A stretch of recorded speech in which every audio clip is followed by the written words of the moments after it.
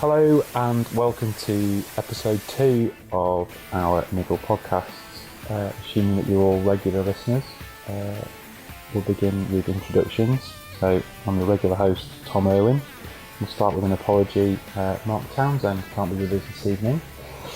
It's because we've just reached the end of our first ever sports publications company golf day. So we've all enjoyed the links at Ganton, where our editorial team have taken on our commercial team. Fortunately, that's led to a victory for the editorial team. Mark Townsend had to dash home to tend to his nearest and dearest, so he's been replaced by our editor, Dan Murphy. Hello everyone, sorry for inflicting myself on you, but hopefully I won't lower the tone too much. Our regular contributor, equipment editor, James Savage. Hello. And finally, Steve Carroll, who you may remember from such quips as "How do I do?" Howdy. And this week's podcast is brought to you from the Revel Stoke Hotel, Bridlington, room 216 to be precise. So we're all in a relaxed mood and ready to get stuck into the issues of the day. And I'm really looking forward to tonight. I'm really hoping that you're going to offer me some help with an issue that I've got at the moment, which is what is going through my mind on the first tee. I'm not quite ready to share yet. So what is going through your mind on the first tee, Steve? Everything. Is my left arm straight? Can I hit the ball? Am I aligned right? Is it going to go out of bounds? Am I going to get past the ladies' tee? Everything really. I wish it wasn't. I wish I could just concentrate and relax and just try and get. I say just try and get through the ball, but that's a thought, isn't it? That is a thought. So they say, don't they, have one swing thought when you're on the tee, and unfortunately I have 15 or 16, which is probably why my handicap has risen recently. But not good. Clear the mind, they say, don't they? I'll have to try and do that maybe when I'm 70. Well, I think probably more about technique than anything else when I'm on the first tee, and I don't know whether that's the same for lower handicap golfers than myself, but I'm almost thinking like I'm in a lesson, and I'm trying to think about getting my swing path on the inside, and I'm thinking about my weight shift and all those sorts of things, which I wish I didn't have to think about at all. But I do, and I'm really just trying to get bat on ball and try and keep the ball in play, be able to see it, and I'm just curious to know whether better players like yourself, Dan, are thinking about those sorts of similar things, or whether you're a bit more specific about where you're trying to get the ball to land, or do you have those same sort of troubles that high handicappers would have? I think it's very, very similar. I think that you'd really like to be thinking about which bunker you're going to carry and how you're going to leave yourself your preferred yardage in. And part of me is there trying to act and look like someone who knows what they're doing with a few gestures and flicks and swishes and general air of competence. But the truth is that unless it's a par 3, it's a driver for me. And all I'm thinking is, can you please hit it somewhere where you can see it and where you can potentially hit it again, and then you can maybe settle down into enjoying the game after that. There's this real myth, right, and this is apparent today, whereby people who are sort of newer to the game seem to think that like people who've played all their lives off lower handicaps are some sort of different species, where we like don't feel the same things that you feel, don't have the same insecurities. And like there's a phrase in cycling where people say the better you get at cycling, you don't hurt any less, you just go faster. It's exactly the same in golf. Like all of the panic is the same, you just learn to control it better basically. So all of that stuff that's on the first tee, all of the same things are happening. Or you get the yips. Yeah, or either worn away at you so much that you really can't move it at all. In a way though, I would sometimes feel that on the first tee there's a little bit less pressure than there may be mid-round, because there's nothing that's gone before, and you're almost like you can almost have a miss on the first tee because it's the first tee. It's almost like not as acceptable later on in the round, and I kind of struggle to cope a little bit more with a really bad drive later on in the round than I would off the first, because it's almost like a little bit less pressure on yourself. Do you want to know the worst thing about first tee is? I'm going to be captain of my golf club in April, and you have to do a captain's drive-in. And you have to do a captain's drive-in, so you have to basically, the whole membership comes out.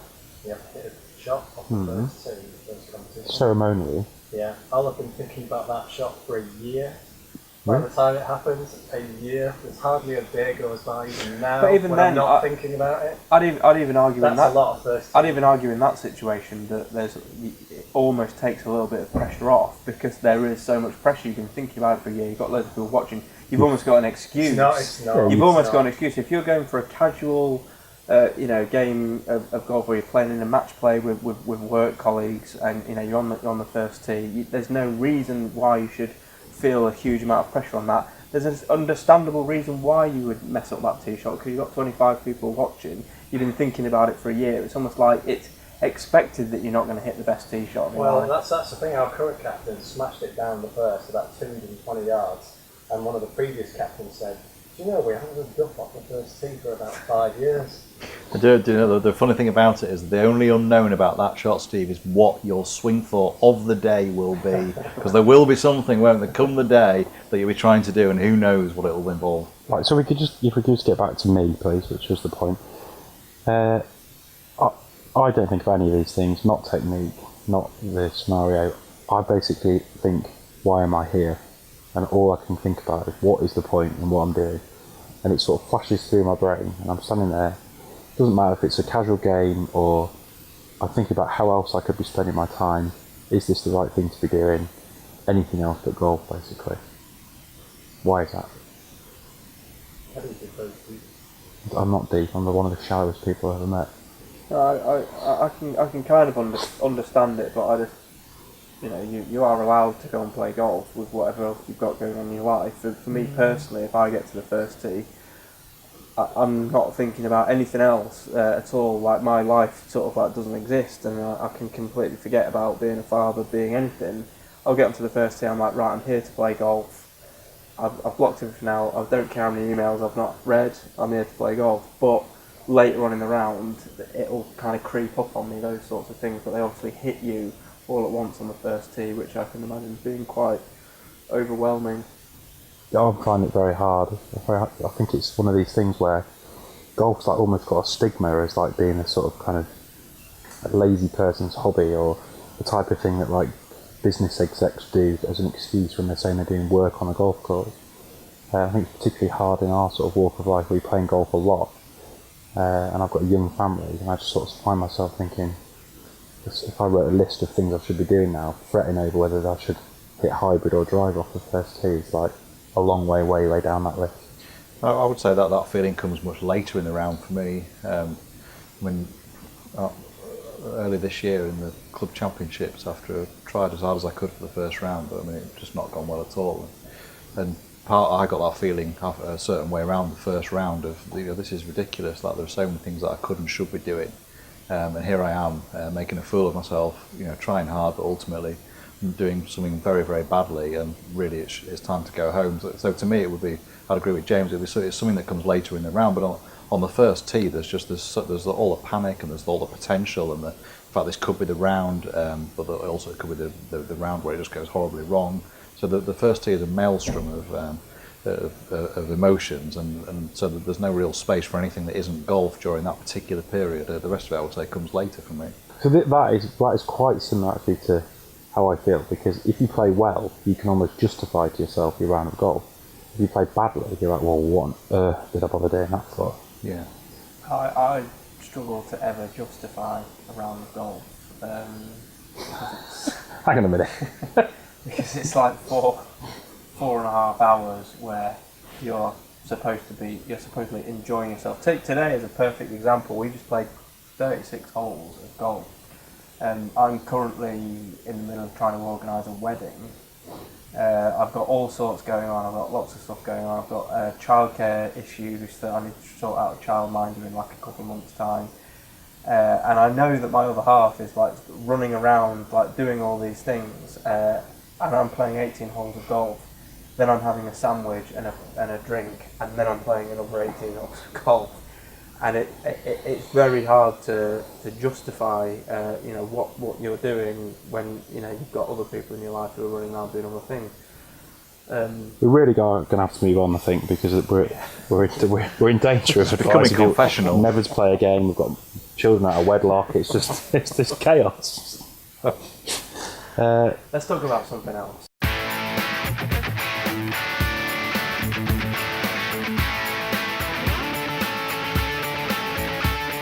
I think you've been a bit worried today about people weeing on the golf course. I don't worry about people weeing on the golf course. I'm not asking the question. I'm interested to know what other people think about it. I've been to lots of very posh golf courses where they tell you can't do this, you can't do that, you can't wear these shoes there. You can't. They're muddy. You can't wear those. You've got to. You can't go through that door there. You've got to go through that door there. You can't park there. You've got to come in this entrance here. You've got to put your clubs here. You've got to do this. You've got to do that. The other. But then it seems totally acceptable to drop your trousers and go for a slash, on the first fairway, and it just doesn't seem like there's any logic in that. And I'm in the situation of, is it okay for me to drop my trousers and go for a wee at Sunningdale? Is that acceptable? I think it's more the etiquette that surrounds the wee on the golf course that sort of confuses me. How the person goes for a wee? Well, yeah, exactly. So there's this whole thing where like you wouldn't ever just wee at the side of a tee, for example. You'd make some massive show of like going down the tee, down some like precarious slope up behind some bushes, and then you like make some half-assed attempt to angle your body slightly away from your playing partners so they couldn't see you weeing. You get your laser out and zap if you've gone to a sufficient yardage away from your playing partner. But they almost should be a set of rules that says that you can wee on a golf course, but this is how to do it. Well, obviously you've got to wee on a golf course because golf courses don't have toilets, and you need to go to the toilet. But it just, to me, it seems, I don't know what the answer is. Should there be a more uniform set of rules on how to go for a wee, or should they just be more like portaloos? You don't see tour players just going for a wee like on the side of the field. They're going like portaloos. So actually, today I did see a female tour player do a wee in a dike. That did actually happen. I blame the lack of female participation in golf in this country for the fact that this problem even arises. Because if golf was something that both genders did on a vaguely equal basis, then it wouldn't even cross your mind that you might just go and wander off into a bush and have a wee. But it's because, generally speaking, sad to say, in this country we generally are only playing with other men, and therefore when you're maybe quite a long way from the toilet and you need to go, then it's fine just to drop your flies and point yourself towards a bush and off you go. So sorry, you're saying that you think female participation issues in golf are solely down to access to toilets? No, I'm not saying that at all. I'm saying that if more women play golf in this country, then it just wouldn't be a thing, because you wouldn't ever do it. You just simply wait until you got to the toilet, like you do when you're wandering around the centre of town. I've seen loads of tour players wee as well. Sergio Garcia's always doing it. You ever watch it? Where do you see him doing this? You see him running off the portaloos. I've seen him do it. On the telly? Yeah, I've seen him do it. I saw him do it live. He runs off to a portaloo? I was there at the WGC event at the Grove, whenever that was. I saw him off the portaloo. I've seen him do it on the telly and thought to myself at the time, I've seen him do that live. It was the week after the Ryder Cup. Running off to a portaloo and going in a bush is two totally different things. Okay, yeah. A portaloo is like, this is where you should go to the toilet. That's just normal life, Tom. Oh yeah, because there's always portaloos just popping up in there. Well, there are generally toilets near to where you are, like in the office. I'll give an example which me and a colleague from the commercial team, a nameless colleague. Sorry, you're so embarrassed by being associated with salespeople you won't name it. Me and Tom Lenton were playing golf somewhere in Surrey. It has occasionally blogged, and therefore is acceptable. We were playing golf. Where were you playing? We were playing golf in Surrey. That's all I'm going to say. We were playing golf in Surrey, and it was great that we were joined by the golf club secretary. We thought that the golf club secretary was just going to join us for 2 or 3 holes. After sort of 14 holes, he was still with us, and it looked like he was there for the duration. We'd both been absolutely dying to go to the toilet for about 7 holes, and neither of us could bring ourselves to go for a wee in the bush in the company of the golf club secretary, because we thought, like, we're guests of this golf club, we're playing with the golf club secretary, we can't just go for a wee in the bush. So we actually literally holed going to the toilet for 18 holes, and it was absolutely ridiculous. Had there been some sort of, agreed format on how you should go for a wee when you're playing golf, it probably would have been okay, but there wasn't, and it was just very awkward. We didn't enjoy it because we were just absolutely busting for a pee, and yeah. The golf course is a rather large, expansive land. I like Bear Grylls. And you get in there and forage and set up camps and start skinning rabbits and basically, have a good walk, and there's always somewhere to go. You don't have to do it on the side of the fairway, do you, or in a bunker. But in that situation, like I just said, if you're playing golf with the golf club manager, but is that okay? Like, we weren't sure, so our option was to just not go. It's a very British debate, isn't it? Well, I think Dan Murphy actually makes a point of overt weeing on golf courses, as if to fly in the face of the sort of agreed etiquette of going behind bushes or into forests. I think if you're in clear sight, then maybe not. Because there's plenty of trees around golf courses. Some people will literally just walk into the rough and go for a wee. Some people they will absolutely forage deep until they can't be seen, at all.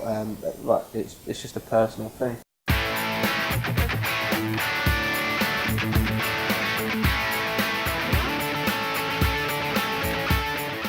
P3 really has a nice ring to it. And you've got something to tell us about a bloke you played with recently, hopefully not related to poetry habit. No, strangely enough, nothing to do with this poetry habit. Yeah, obviously, I play a lot of club golf, as many of us may do, and you see all sorts of different people. But there are some that just drive me completely crazy. This guy I played with the other day, well known in our club, we call him Barry Davis, because he likes to commentate all the time. Honestly, it's like walking around with a shit Sky Sports, where you just get up there, you'll hit your tee shot, you'll hit a little hooky thing, it'll be like, that's going left, that's going more left, that's going into the trees there. You're under the tree. Yes, I know I'm under the tree. I can see it. I know where it is. It doesn't stop, it's all the way around.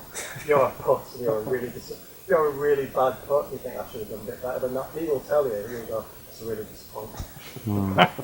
Cheers, thanks very much. Just put an exclamation mark on my card as well, why not? Quite like the sign of Barry. Barry quite good for this, isn't he? He would, yeah, he's got plenty to say for himself. Plenty to say to me. The worst guy you can play with, surely, is the person who's got your scorecard when you may be going quite nicely, and he knows, and he's writing things down, and he can't help but talk about it. Like it's rule one, isn't it? That if you've got someone else's card, like it's simply your job to record the correct scores, write them down, and present them at the end. Having that card in your hand does not invest you with some kind of power to commentate or to offer an opinion or to, and the worst of it often is when it supposedly comes across as encouragement. You're doing so well, and you've got 4 shots coming up in the last 6, and really if you can just avoid, you've that trouble, you just made a trouble bogey, hard luck, you had a good score going, bad luck. That's got to be the worst type of person. Did you know you're 3 under par on the 14th? I was trying not to know, I do now. Thank you very much. Slide that down. You see, Dan Murphy, I'll take you back to the Club Championships at Woodley 2013. We played the morning round. We'd all gone quite well in the morning. You'd shot yourself out in the afternoon. I was going quite well in the afternoon. I was sort of pretty certain I was going to win. Had like a 1.5 foot on 16 and missed it. We walked off the 16th green and you said to me, how often do you reckon you miss one of those? Yeah, I remember that conversation. Proceeded to snap up my tee shot of 17, made double. Proceeded to snap up my tee shot of 18, made double. Lost the Club Championships by 1 because I spent the entire last 2 holes thinking how often I miss 1.5 foot putt. If you want to blame that on me, that's absolutely fine. I waited all that time to get that out.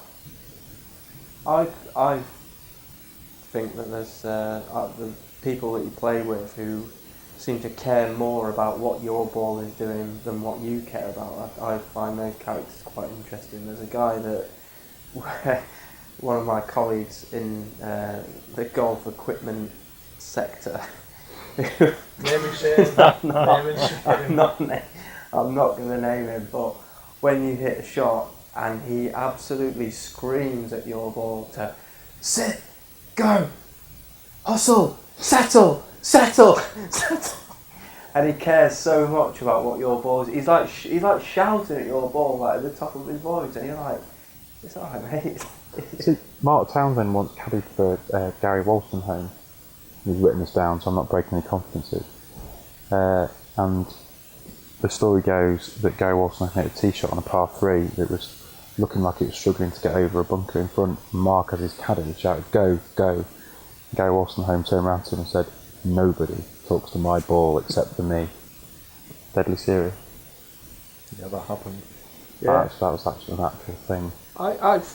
I'll talk to other people before. Everyone in this room will talk to other people before, but you do it in a kind of a polite sort of way to almost say to your playing partner, I want the shot that you've just hit to be okay. For you to, you don't... It's never schadenfreude to it though, isn't it? When you're in a match play and you're saying to your opponent, well, go on, get there, but really you're thinking, get in the bunker. Yeah, I don't go for that at all. If I'm playing against somebody, I'm not going to offer like some false kind of feelings that I want it to be good or anything else. I mean, I'll express some sympathy if it gets a bad bounce, but you won't hear me saying like get down or don't go there. Like it's just not what you think, is it? So Townsend also emailed me the other day saying, "Can you just send me some ideas for rubbish things that people say on golf courses?"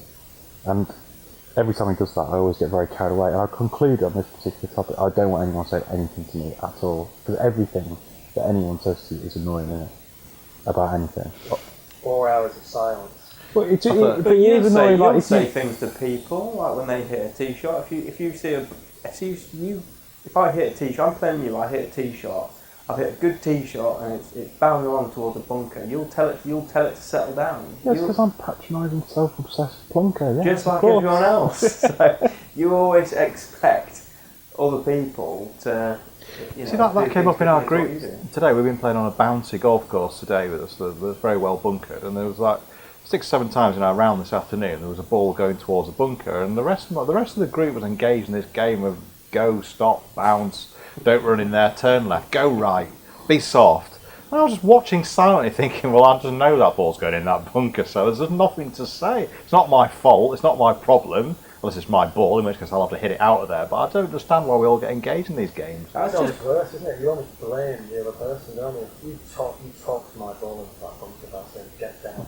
Yeah, it's got down. I think it's just polite. It's just politeness at the end of the day, really, isn't it? To be honest with you, if I'm playing in match play, yeah, I'm in my head before they've even hit the shot. I'm saying duff, duff, duff, duff, duff, and then they'll hit the shot, and I'm saying, oh, settle down, settle down. Doesn't really seem quite right, does it? Well, interesting etiquette point on the last hole tonight there, where we had a ball left of the last green in the decisive singles, and there was much as his teammates ran across to go and look for it. And my team, the other team, the people were saying, well, I don't want to go near that, and don't go near it, don't help him look for it. Well, whereas to me, my instinct was, well, I'll go and try and help this person find their ball, because we all do that as golfers, don't we? And we all find balls. My favourite though was a certain Geordie going, if you find it, stamp on it. But your point about it's politeness to shout things like "get down" if you're part. It's not polite. It's banal. And like for some reason we've got these like weird golf things that we think are like a polite way of behaving. What about sort of asking people what they do for a living or how their family are? Like the general sort of societal norms of politeness. Well, not back in 19th century Victorian England, for example. I play golf with 2 blokes on Saturday. We played 18 holes together. I know exactly what the pair of them do for a living. I know exactly how they spent broadly the last month of their lives. I know broadly how their golf's been the last month of their lives, and they know nothing about me. Yet they spent all day going, get down, get up, bounce right, bounce left. Oh, you're a bit unlucky on the last. I thought you were going to have a good score. Yeah, and you think you're self-obsessed? Yeah. Well, I think we're going back to what we talked about almost a little bit before. An element of is like we're here to play golf. We're not here to find out, how little Junior's getting on at school or whatever. Do you know what I mean? Like some people go to golf and they're like, we're here to play golf. I really couldn't care less what you do away from this area, but I am actually interested in whether you're not your tee shot is going to peel off that bunker and land on the fairway. They care more about that than they do about what you do for a living. That's golf. So this isn't. Because when they say what you do for a living and you go, go through this again, after a while you stop doing it. So it's actually quite incredible. So in this week's Niggle, we've established that all societal norms are dropped on the golf course. So you can wee where you want and do not feel obliged to ask anyone anything about themselves as long as you're shouting acceptably at their golf ball. I think we'll have to end there before we're removed from society altogether. Thanks very much again, boys. Thanks for having me. Thanks a lot. Thanks for listening. See you next week for episode 3. Good night.